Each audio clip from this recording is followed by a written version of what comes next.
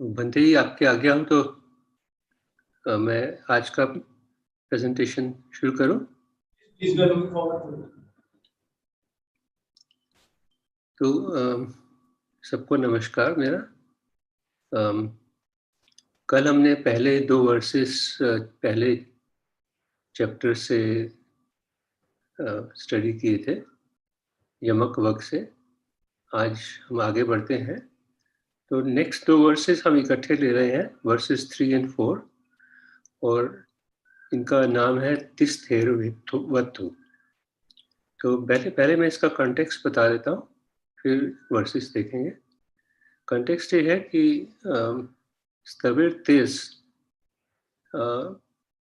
काफ़ी विध अवस्था में उन्होंने ऑर्डेन किया, और वो बुद्धा के नाती होते हुए थोड़ा सा उनमें घमंड सा था, और वो काफ़ी क्वरलसम भी थे, और पर दूसरों की गलतियों को आसानी से अपने भूलते नहीं थे, उनको अपने मन में रखते थे। So this verse is an advice. Both these verses are an advice to him कि ये ठीक नहीं है, इससे प्रॉब्लम होगी। तो अब मैं वर्सेस पे जाता हूँ। अकोची मंग अवधि मंग अजनी मंग हासी में ये च तंगुपनेयंती वीरंग ते संग न सम्मति।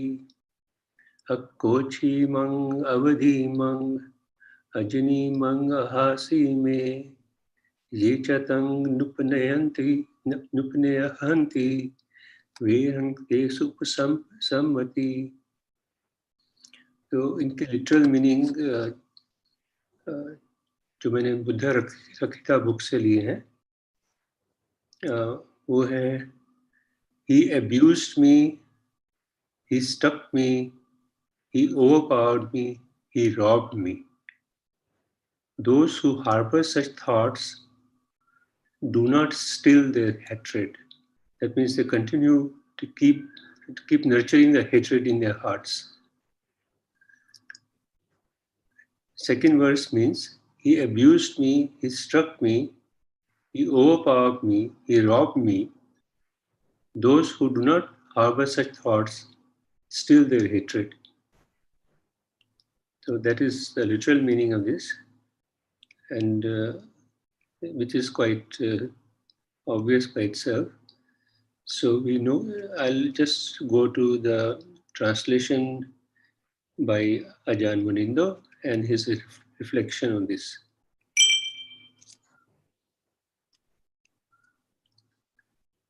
So Ajahn Munindo की nuanced translation इस प्रकार से रीड करती है. When we hold fast to such thoughts as more or less same, they abused me, mistreated me, molested me, robbed me, we keep hatred alive. If we thoroughly release ourselves from such thoughts as they abused me, mistreated me, molested me, robbed me, hatred is vanquished. Basically, meaning यही है, निकल के आता है कि जब भी आप दूसरों की गलतियां और उनके मिसट्रीटमेंट को अपने दिल में बिठा लोगे, उनको संयोज कर रखोगे, तो उससे आप बेसिकली हेट्रेड को अलाइव रखते हैं। और अगर आप उनको लेट गो हो, रिलीज कर देंगे, तो basically that will give you peace, और hatred also is vanquished. So essentially तो इसका ये मीनिंग है। अब हम बढ़ते हैं अजान मुनिंदो की रिफ्लेक्शन की तरफ। तो it reads like this, I will just read through this. In various ways, we all suffer injustice in our lives. I think this is a fairly obvious thing. Sometimes the pain runs deep and can last for years. Dhamma teachings emphasize not so much the pain, but our relationship to it. As long as we are possessed by hatred and resistance, intelligence is compromised. Although action might be called for, if our heart is not free from hatred, we can't know what right action would be. The Buddha advocates releasing ourselves from thoughts of hatred. It takes strength, patience, and determination to let go. Because we are not letting go because somebody else told us we should. We are letting go because we understand the consequences of hanging on, not letting go. So I think that's a very nice way of reflecting on this, on the meaning of this. And definitely um, it should serve us well to reflect on it ourselves. So if there is any point of discussion, I can wait for a while, but I think things are more or less clear. And if there is no point of discussion, we can move on. I think I'll just like to point out um, the connection between this and the previous verse where the reflection read like this. Where it was told that if you feel happy, if you do good things and your mind is doing the right things and the right kind of actions of body and speech, then that will give you an increased sense of well-being. And then Ajahn Munindo commented in that context that it is worth remembering if we intend to do something good and we are about to change our minds, thinking it is not worth the effort. However small and apparently insignificant the act might be, happiness will follow, it is worth doing. तो I think कल इसके ऊपर कुछ discussion हुई थी और मुझे लगा कि वो डिस्कशन आज की मीनिंग से काफ़ी कनेक्टेड है. तो while doing something, whatever it might be, it must be with a heart full of love rather than hatred. Because if you do it out of hatred, even if you may think that this is a good thing to do and may even start feeling happy about it, but unless it is coming from a heart which is without hatred, it can mislead us. It can create wrong action. Basically, right view has to be associated with the right kind of action. So this is what I can offer in this connection, and unless there is a point of discussion from anyone, I can go on to the next verse.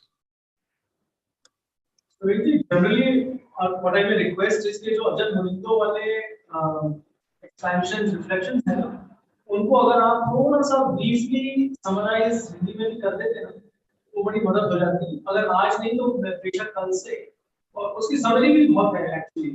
तो क्योंकि वो इतना rich है, तो शायद हमें मदद मिलेगी अगर हम उसको एक अलग एंगल से, एक अलग भाषा में भी लेते. हाँ जी, मैं आप रिफ्लेक्शन की बात कर रहे हैं या मीनिंग तो मैंने बता दिया था. रिफ्लेक्शन की बात कर रहे होंगे शायद आप.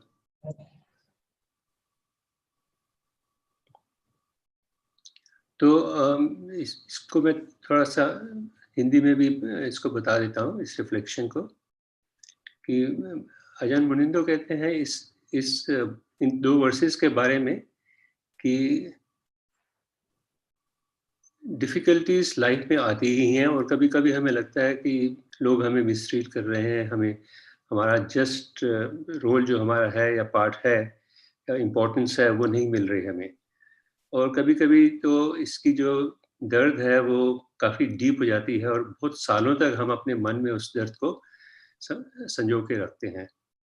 तो धम्मा टीचिंग्स हमारे साथ हमें ये नहीं कहते कि मतलब वो इस पेन के ऊपर इतना एम्फेसाइज नहीं करते, बट इसके ऊपर एम्फेसिस होनी चाहिए हमारी कि हमारी रिलेशनशिप क्या है पेन पर.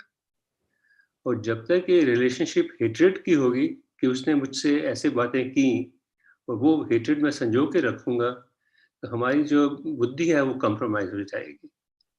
सो ऑल्दो हम कुछ करना चाहेंगे, जो भी हम करेंगे वो एक तरह से हेट की भावना से करेंगे और वो कभी भी राइट एक्शन नहीं हो सकता. राइट एक्शन का हमें पता ही नहीं लगेगा कि राइट एक्शन क्या है.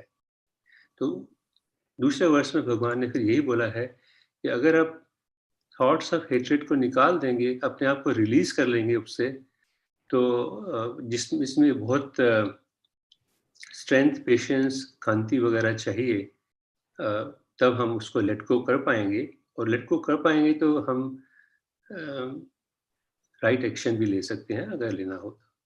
बेसिकली ये मतलब है अजान मुनिंदो का।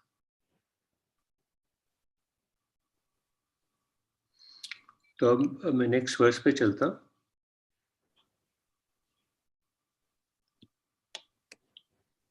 वर्स 5, it's called काल यक्षिणी वत्थु, काल यक्षिणी वत्थु। और इसका कॉन्टेक्स्ट ये है कि it's a story of two wives,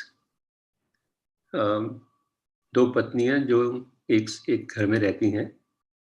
उनमें से एक बांझ थी और कोई बच्चा नहीं था उनका। तो वो दूसरी वाइफ से काफ़ी जेलस थी, और दूसरी पत्नी से, और उसको उन्होंने पॉइजन कर दिया जब वो प्रेग्नेंट थी। तो this act of hers created a chain of action and reaction over many lives. So her life में वो एक दूसरे की दुश्मन होती, एक दूसरे के बच्चों के कभी कभी मार देती। तो इन बुद्धा एज, जब हमारे ये बुद्धा की कहानी है, she was they were born, one of them was born as a यक्षिणी। और जब उसने दूसरी एक न्यू बॉर्न को थ्रेटन किया। तो दूसरी ने उसको बुद्धा जी के पास गए, भगवान के पास गए और ये बताया। भगवान ने फिर दोनों से बात की, उनकी एनमिटी को दूर किया और बताया कि ये कारण है आपकी एनमिटी का। और फिर साथ में उन्होंने ये वर्स बोला।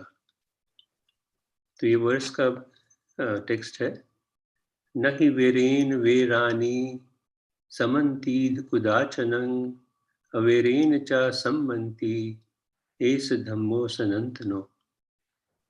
तो इसका लिटरल मीनिंग है कि hatred is never appeased by hatred in the world. आप हेट्रेड को हेट्रेड से कभी खत्म नहीं कर सकते दुनिया में। बाय नॉन हेट्रेड अलोन और by love alone is hatred appeased. तो इसका अगर आप हेट्रेड खत्म करना चाहते हैं तो अपने मन से, जो आपके अपने मन से हेट्रेड निकालनी पड़ेगी। और ये एक सनातन धर्म है, सनातन धर्म है। हमेशा ये धर्म लागू रहेगा।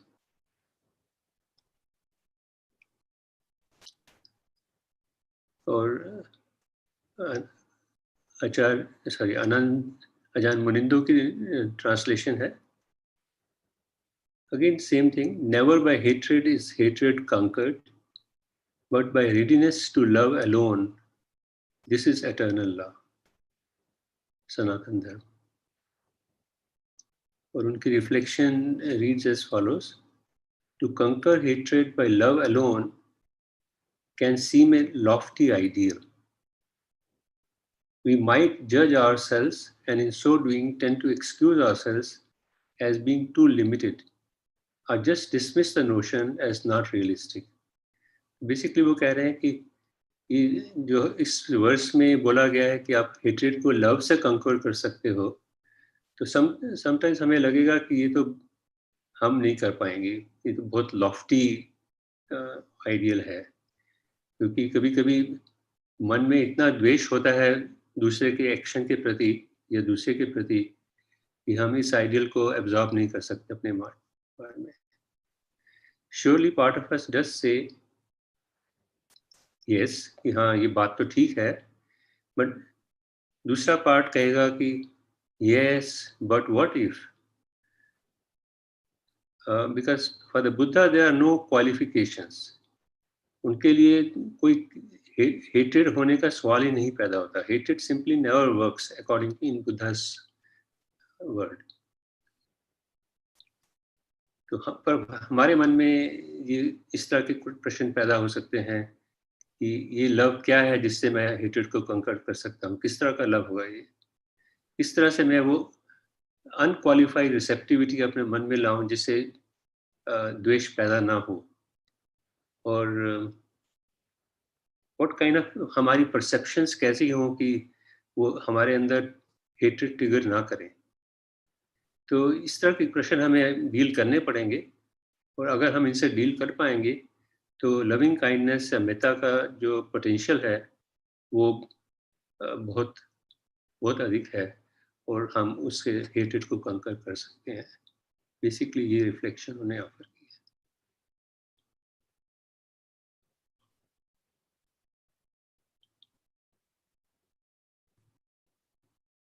तो मैं नेक्स्ट वर्स पे चलूं। So if you permit, एक जो इसमें ख्याल आता है वो ये है कि ये जो शब्द है ना जिसका इंग्लिश ट्रांसलेशन हेट्रेड हम कर रहे हैं। बनते जी, मुझे आपकी आवाज में काफी डिफिकल्टी आ रही है। आप किसी और को भी आ रही है, सिर्फ मुझे ही आ रही है?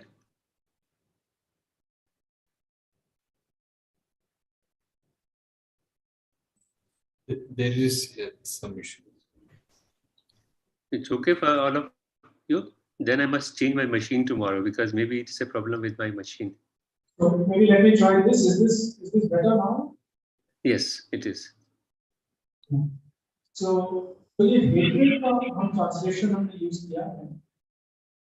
Maybe it's useful to keep a caution in mind कि तो where शब्द का दायरा है वो actually काफी broad है. तो हमें कई बार लगता है कि अरे नहीं मुझे hatred तो नहीं, उसने ऐसा किया उसका उसको ऐसा नहीं करना चाहिए. So now this dharna in itself, as I understand, is the dharna of where. So जो resistance शब्द है वो शायद इस context में ज़्यादा उपयोगी है हम लोगों को अपने मन में ये कैसे operate करता है उसको समझने के लिए. So I would just introduce maybe that qualification to this whole thing.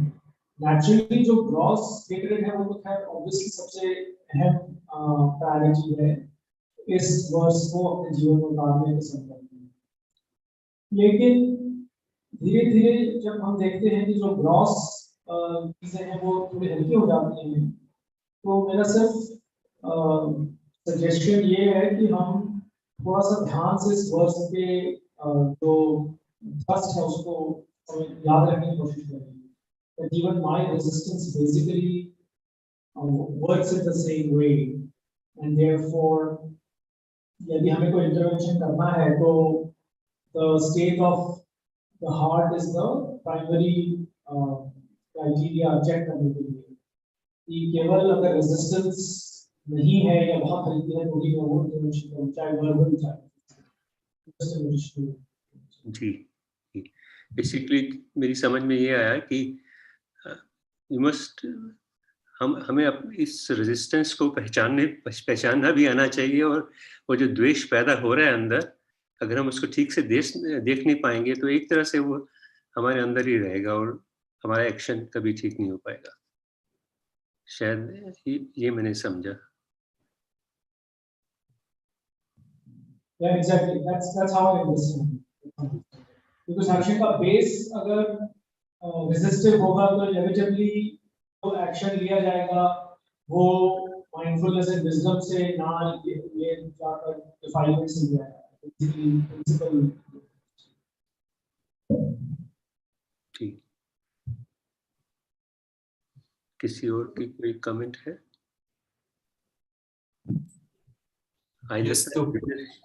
Sorry बनते जी, आप कुछ कह रहे? मैं कह रहा था हाँ वैभव, कि फिर जो हम एक्सपेक्टेशंस जैसी होती है कभी कभी हमें, तो वो भी फिर हेट्रेड का बेस हो सकता है. मतलब एक्सपेक्टेशन आउट ऑफ कि उसने ये नहीं करना चाहिए था पर ऐसा एक्सपेक्ट करना कि उसने ये करना चाहिए. So somebody should do this to me or somebody should behave like this to me. जो एक्सपेक्टेशन होती है क्या वो भी हेट्रेड का बेस हो सकता है? मैं भंते जी को आंसर करने की रिक्वेस्ट करूंगा. Surenji, if you have a view, then please share it. I think it's very helpful to have multiple. आप ठीक है, मैं कुछ अटेम्प्ट करता हूँ, आप उसको ठीक कर दीजिएगा. मेरा शायद टेक ये होगा कि एक्सपेक्टेशन से द्वेष पैदा होना शायद हो तो सकता है, उसमें कोई आई मीन जो आप कह रहे हैं वो हो सकता है कि मेरी एक्सपेक्टेशन है, उसने ऐसा नहीं किया। एक्सपेक्टेशन किसी भी वजह से हो सकती है, मे बी वो मेरा दोस्त है, somebody I love and therefore I consider it my right कि भाई वो मेरे साथ ऐसा करेगा या मेरे को ऐसा फेवर करेगा, और नहीं करता तो एक तरह से द्वेष हो सकता है। पर हाँ शायद मेरे ख्याल में, पर वो द्वेष ऐसा नहीं होगा कि उसमें हेट्रेड की फीलिंग आए, वो एक शायद उसका टोन कुछ डिफरेंट हो सकता है, पर द्वेष तो द्वेष ही है। तो जो आप कह रहे हैं मुझे सही लग रहा है कि इसका बेसिकली उसका रीजन डिजायर पे बेस्ड है। मेरी डिजायर है कि वो मेरे साथ ऐसा बिहेव करे, राइट। वो डिजायर फुलफिल नहीं होती तो उसकी वजह से द्वेष तो डेफिनेटली पैदा हो ही सकता है।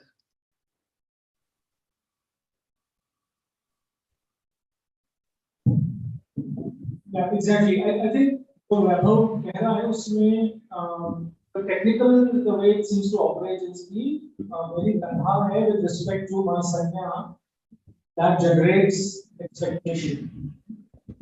मैं for example hypothetically मैं बेटा हूँ, मेरे पिताजी को मेरे साथ ऐसा करना चाहिए. So the perception of son and father, and then taking that perception as taking that perception personally versus प्रज्ञावान समझ है कि वो केवल रोल है जो एक परिस्थिति में प्ले किया है. सो नेचुरली यदि किसी भी खंड के प्रति उपादान होगा तो हमें पता ही है first noble truth second noble truth उसमें तन्हा होगी. एंड बेसिकली ये सब जो शब्द हैं resistance, wear, age, these are all expressions. So that's how I would understand it.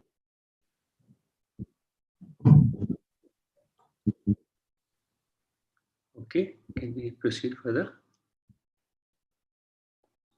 Sir मेरा सबमिशन है जी. हेलो. जो डे टू डे लाइफ में जो हम देखते हैं, जो मैं समझ पा रहा हूँ, हेट्रेड है या लव है या डिजायर है या एक्सपेक्टेशन है, वो जो हेट्रेड और ज्यादा लव की बात है, वो जो सामने जो आदमी है या जो दूसरी पार्टी है वो कितना धम्मा मार्ग पे है नहीं है, और जब हमारा अपने पे ही कंट्रोल नहीं तो उस पे तो कंट्रोल क्या होगा. तो वो हेट्रेड जो भी है वो अगर कोई दूसरा व्यक्ति कर रहा है तो वो that is not a point of the hatred, वो बल्कि एक तरह से बेचारगी का सब्जेक्ट हो जाता है, अगर क्योंकि उसने धम्मा मार्ग तो कहीं देखा ही नहीं है. आप बिल्कुल सही कह रहे हैं.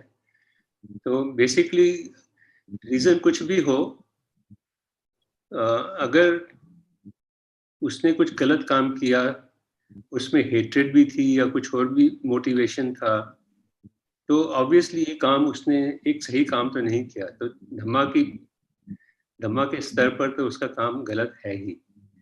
पर भगवान की एम्फेसिस हमें हमेशा ये रही कि हमारा रिएक्शन कैसा होना चाहिए इसके ऊपर. हमारा रिएक्शन में द्वेष नहीं आना चाहिए. हमें उससे ऐसे ट्रीट करना चाहिए कि जैसे कि कंपैशन हो उसके ऊपर.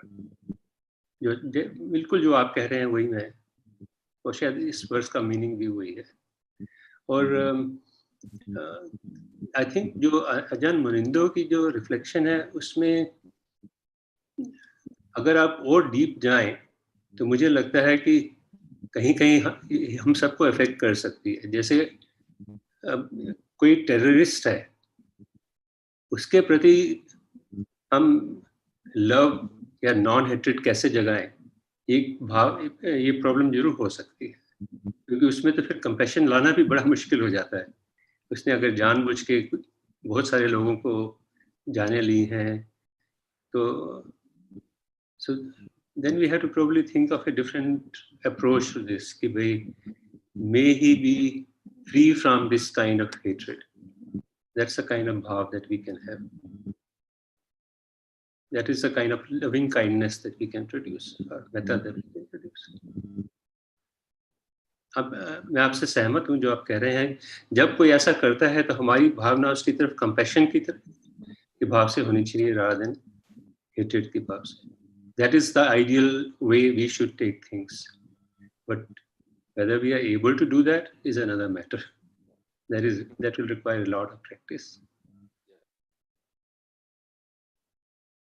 Thank you. Bante ji, आगे बढ़ो. So Renji, I think probably good enough for today.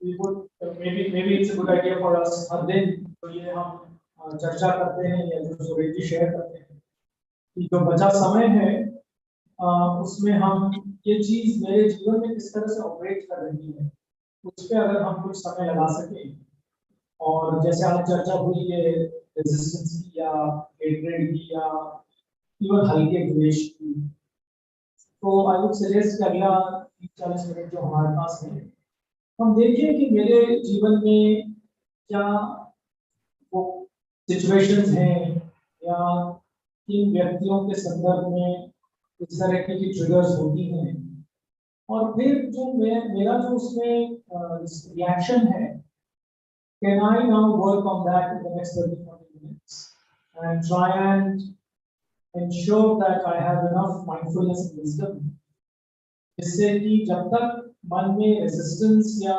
द्वेष या वैर है तब तक मैं रिएक्ट या रिस्पॉन्ड ना करूं and I wait for it to calm down, which it inevitably will if I wait long enough. And then उसके बाद मैं उस परिस्थिति में जो भी एक्शन लेना है उसको प्रज्ञा और सती के अनुसार. So maybe that's a useful thing. हम सबके जीवन में ऐसी कोई ना कोई परिस्थिति ऐसी कोई ना कोई व्यक्ति तो है. So I would really invite us कि हम अब ये विवेचन करें, ये रिफ्लेक्शन करें, ये इस तरह से, and then we can practice. So what do you think? Over to you.